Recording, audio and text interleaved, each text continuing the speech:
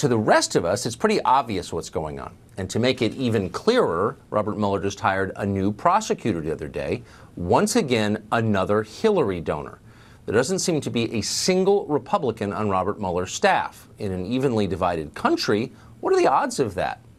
Well, 100% actually, once you understand the purpose of this whole exercise. What you're looking at is a political campaign waged with guns and subpoenas and the surveillance power of the U.S. government. In conventional politics, the kind we used to have, Republican candidates, Democratic candidates run against each other. One wins, one loses, sometimes someone retires. That's how we used to conduct it. Now, lives are being destroyed forever. People are going bankrupt. Others are heading to prison. Well, today, a federal judge finally tried to slam the brakes on all of this. District Court Judge T.S. Ellis erupted in a way that federal judges rarely do.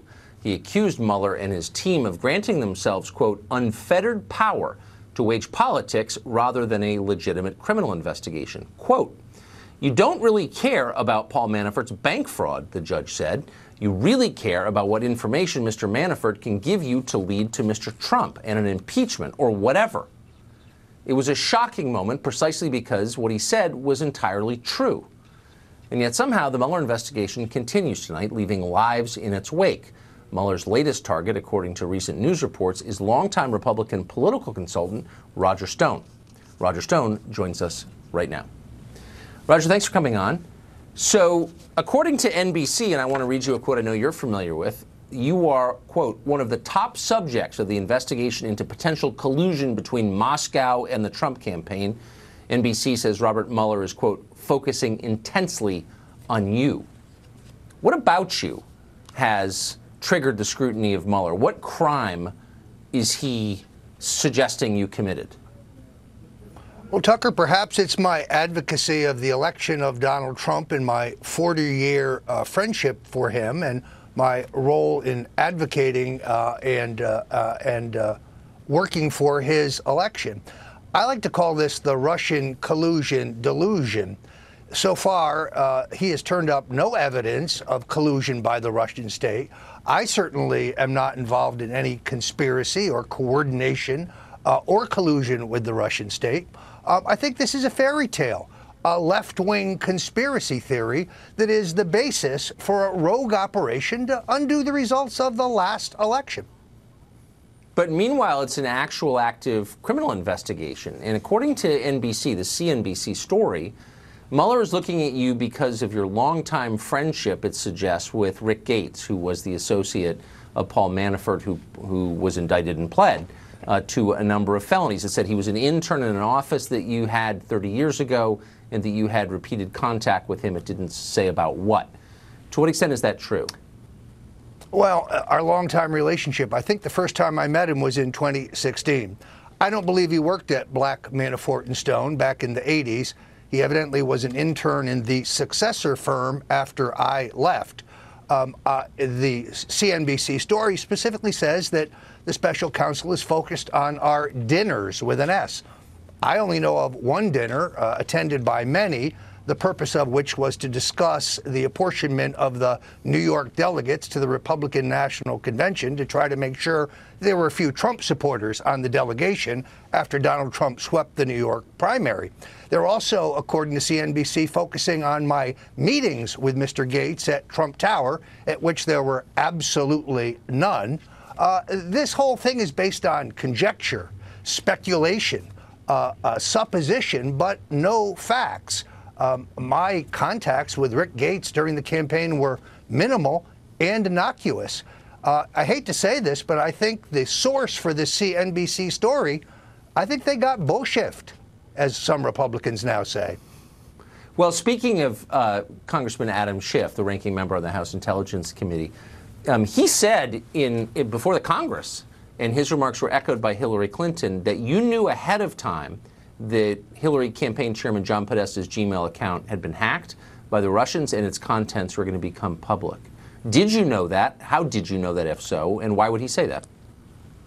That is categorically false. It's a shame that Congressman Schiff is allowed to hide behind his congressional immunity. Even the final report of the House Intelligence Committee truncates and incorrectly quotes my now iconic tweet.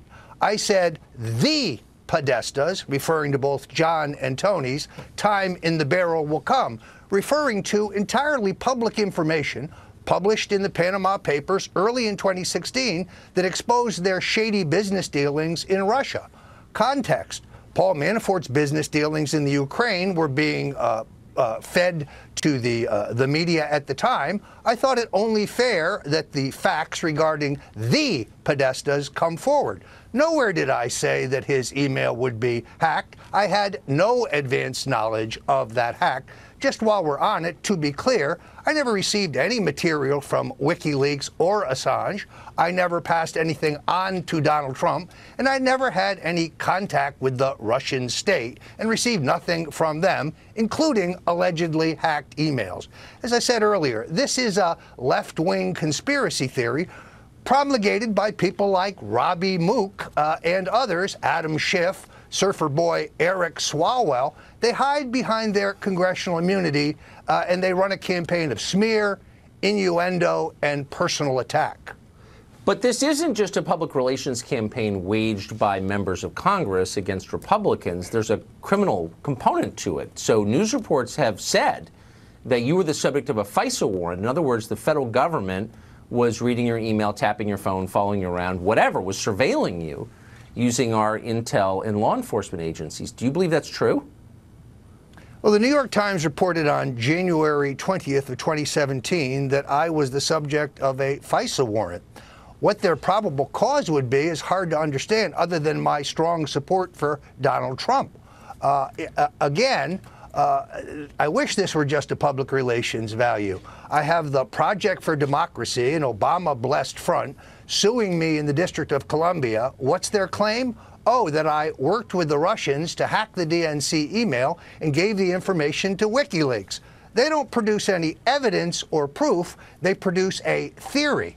Now, the Democratic National Committee has filed a virtually mirror lawsuit in the courts in New York. It costs hundreds of thousands of dollars just to move to dismiss these suits. I'm facing the prospect of what does this investigation cost you?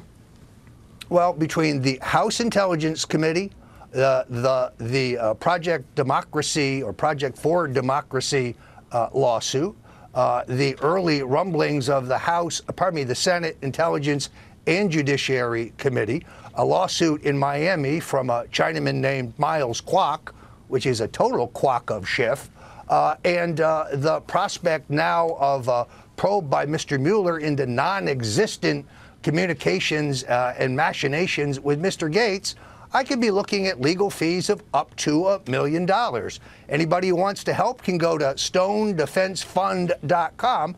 I have no choice to go on InfoWars, where I do a daily show, to come here and to beg for money to protect the solvency and the college education of my grandchildren.